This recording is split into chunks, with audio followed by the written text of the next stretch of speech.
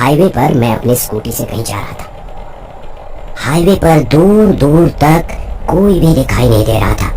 चारों तरफ सिर्फ सन्नाटा था। हवाओं की भयानक डरावनी आवाजें मेरे कानों में बार बार पड़ रही थी, लेकिन मैं स्कूटी ड्राइव किए जा रहा था।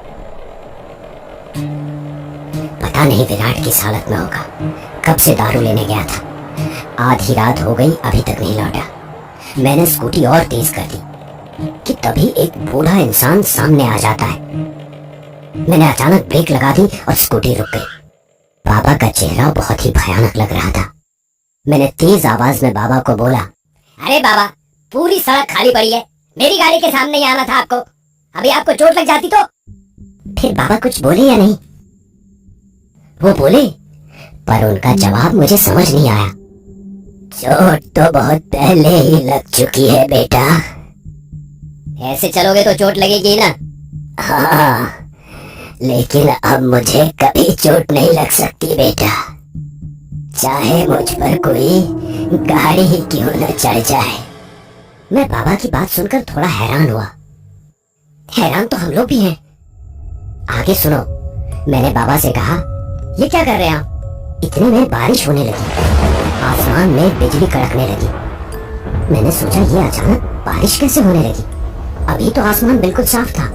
तभी बाबा ने कुछ ऐसा बोला जिस पर यकीन करूं या ना करूं समझ नहीं आ रहा था। आसमान तो अभी भी बिल्कुल साफ है बेटा, ऊपर देखो। मैंने अपना चेहरा ऊपर उठाकर देखा तो आसमान बिल्कुल साफ था। चांद तारे साफ साफ दिखाई दे रहे थे आसमान में। ये सब देखकर मैं हैरान रह गया था। तभी मैंने बाबा से कहा, बाबा ये सब कैसे हो रहा है? मुझे कुछ समझ नहीं आ रहा है। चलो, वो सामने मेरी कुटिया है, मैं तुम्हें सब बताता हूँ। नहीं बाबा, मेरा दोस्त विराट इसी रास्ते से दिन में कहीं गया था, अभी तक वापस नहीं लौटा है। मुझे उसे ढूंढना है। मुझे पता है तुम्हारा दोस्त कहाँ है, आओ मेरे साथ। बाबा की ये बात सुनकर मैं फिर से हैरान हो गया। मुझे कुछ समझ नहीं आ रहा था कि ये बाबा जी तो अनजान हैं, उन्हें विराट के बारे में कैसे पता। खैर, मैं बाबा के पीछे पीछे उनकी कुटिया तक पहुंच गया। आओ बैठो। बाबा अंदर से लालटेन लेकर आए और उसे जलाया। मैं कुटिया के बाहर ही बैठ गया। बाबा भी ठीक मेरे सामने बैठ गए और मैंने उनसे कहा, बाबा आप जल्दी बताओ ये सब क्या है? कहाँ है मेरा भाई? आज से 3 दिन पहले इसी रोड पर एक बहुत ही भयानक एक्सीडेंट हुआ था।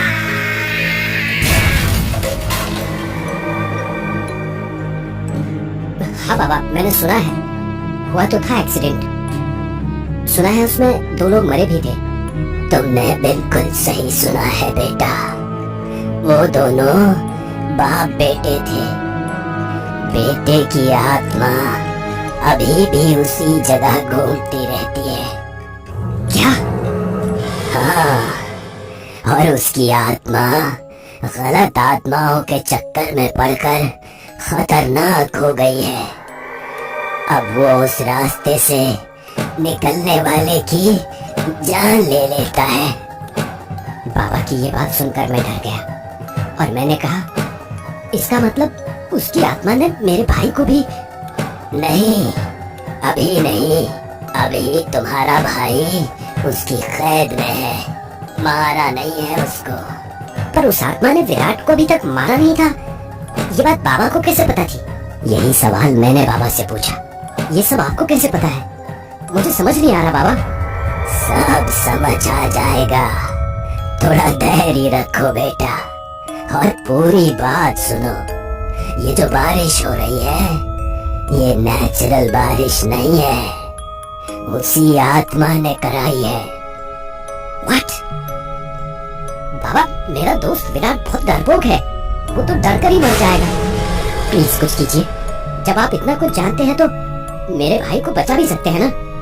हाँ, बचा सकता हूँ, लेकिन उसके लिए तुम्हें उसी जगह जाना होगा जहाँ एक्सीडेंट हुआ था।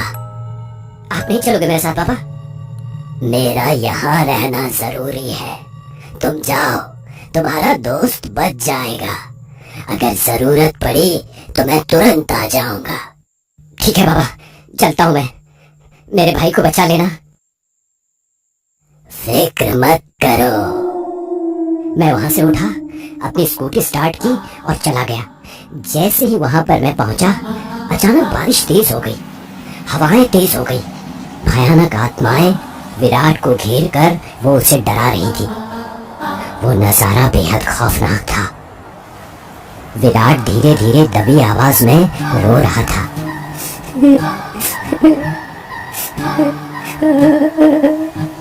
मैंने अपने डर को कंट्रोल किया, तुरंत अपनी स्कूटी से उतरा और आगे बढ़ गया। विराट, विराट, तुम्हें कुछ नहीं होगा। विराट ने जैसे ही मुझे देखा, उसके चेहरे पे थोड़ी राहत दिखी।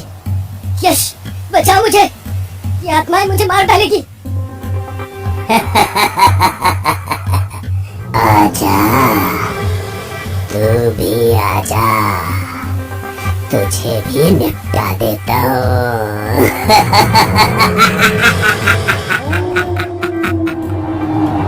अभी अचानक बारिश रुक गई। आसमान में बिजली कड़की, जिससे एक तेज रोशनी पैदा हुई। और तभी मैंने देखा कि वहां पर बाबा आ गए थे। तुम यहाँ से चले जाओ पापा, ये दोनों मेरे शिकार हैं। इन दोनों को तुम कुछ नहीं करोगे, ये मैं नहीं होने दूंगा। तभी कुछ ऐसा हुआ जिस पर मुझे यकीन ही नहीं हुआ। ऐसा क्या हुआ यश? बाबा की आंखों से एक चिंगारी निकली, जिससे वो आत्मा जलकर खत्म हो गई। ये तुमने क्या किया? पर बाबा को ये आत्मा पापा क्यों बोल रही है? मैं इस बात से बहुत हैरान हुआ। मैं बहुत हैरानी से बाबा को देख रहा था। हैरान मत हो, 2 दिन पहले जो एक्सीडेंट हुआ था, मैं और मेरा बेटा ही मरे थे उस एक्सीडेंट में। इतना बोलकर बाबा धुआं बनकर आसमान में उड़ गए। इन सब के बीच विराट भागकर मेरे पास आ गया। अच्छा हुआ तू आ गया, तुझे कुछ नहीं होगा। मैं विराट को स्कूटी पर बैठाया और वहां से चल पड़ा। वाह यार विराट!